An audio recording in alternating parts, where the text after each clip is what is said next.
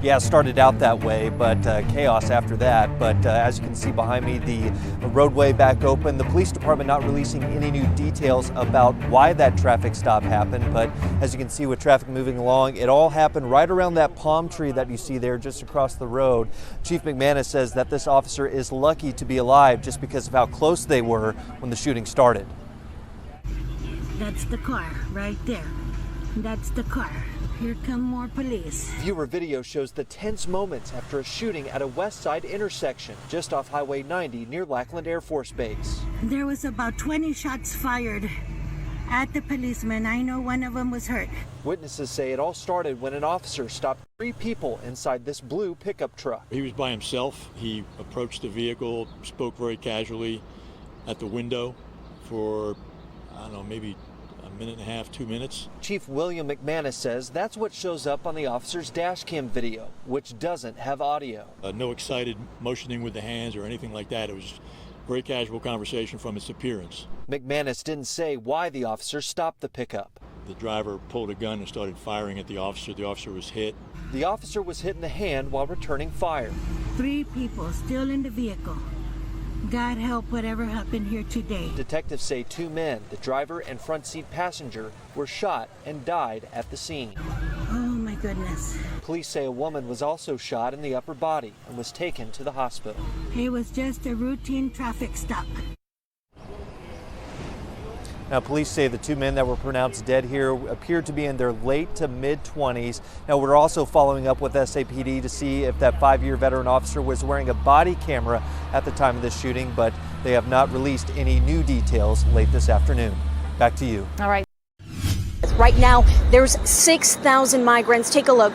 Just underneath this port of entry right here. And this is as close as we're going to bring you tonight. You can see down here, we have families, we have adults and unaccompanied minors waiting to be processed. We've also spent the entire afternoon speaking with local officials, including the sheriff and the county judge here in Del Rio. And they tell me this is an unbelievable situation, one that they've never dealt with like before. And still, there's nothing that can be done to stop these families from coming. We do have video from earlier today, and here you can see thousands of families taking shelter underneath the bridge. Some here are walking across with bags.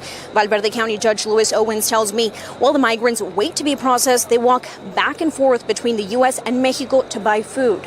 Judge Owens says there is a caravan of 25,000 migrants headed for the Texas border. How quick they'll get here, that's unknown. But he says some of them right here started their trek in Venezuela on September 10th, catching flights to Mexico, and tonight they're here all in less than a week. Now, the mayor of Del Rio, Bruno Lozano, putting out this letter calling and asking the federal government, the U.S. Department of Health and Human Services, and Homeland Security for more manpower, questioning how Border Patrol, their sector here, is supposed to get a handle on this situation. We reached out to Customs and Border Patrol, who said they're working with local, state, and federal partners to process migrants in a safe, humane, and orderly process. While they are providing water, towels, and restrooms that we can see down here to the thousands of migrants under the bridge, not all of them will get to stay here. Their statement reads in part, quote, "The vast majority of single adults and many families will continue to be expelled under the CDC's Title 42 authority, and those who cannot be expelled under Title 42 and do not have a legal basis to remain in place, they will be placed in expedited removal proceedings." Now, tonight I can tell you that the majority of the immigrants down here are Haitians. We've reached out to your lawmakers, both Republican and Democrats, asking how they're planning to help this ongoing situation many say is a border crisis. While we wait to hear back, I can tell you that Congressman Tony Gonzalez will be here tomorrow. He's going to be touring the area with Customs and Border Protection. We're going to stay here and bring you the very latest on this developing. This morning, hundreds of asylum seekers were dropped off by federal authorities at the Greyhound station downtown. These people are coming from Venezuela, Cuba, Haiti, and other countries, escaping gangs, violence, and political persecution. I came because of the abuse of the police of Venezuela. You cannot protest because they will detain you and humiliate us when it comes to the situation about Venezuela and the government we have over there.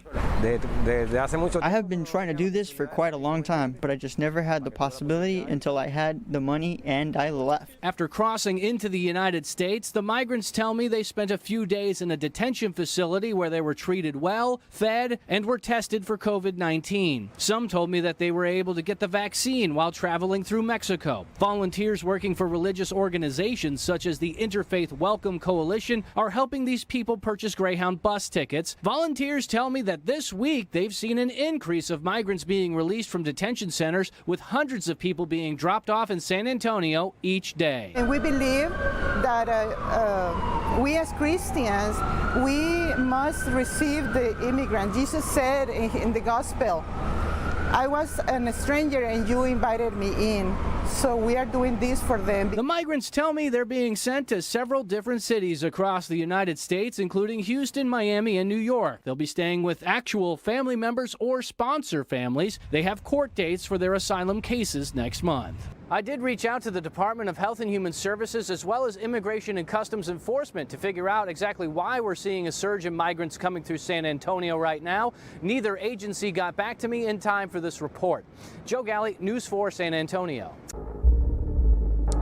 Oh, hey there, guys. It's Gloria DeLeon reporting, and we are here at SeaWorld because they have an amazing event going on. It's the last weekend for Howl O Scream. And actually, it's the biggest and scariest Halloween event here in the state of Texas. So what does it take to scare people? Well, we're going to find out.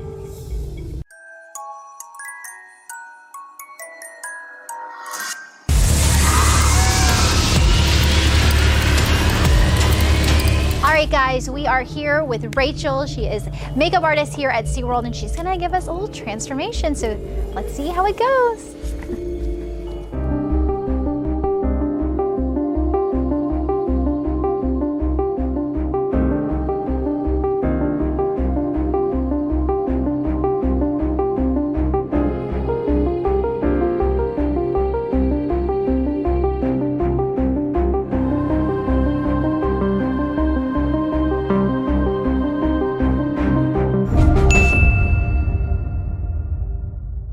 All right, how do I look? Makeup's done. Now let's put on the costume. It's so delicate. I know.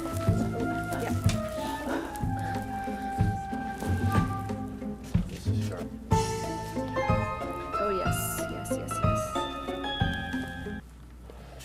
yes. It's like in the Titanic when she's like holding onto the bedpost.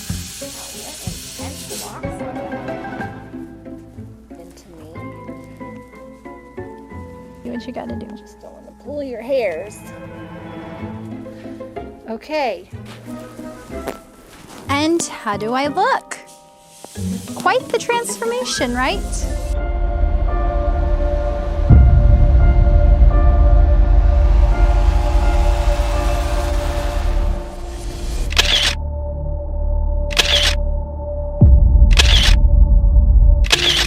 All right, well, this was so much fun. Thank you so much to SeaWorld for letting us be here. And don't forget, the biggest and scariest Halloween event going on here in the state of Texas. It is here at SeaWorld. Get your tickets at SeaWorldSanAntonio.com. It's going through the weekend. Halloween is on Sunday, so don't miss out. Happy Halloween.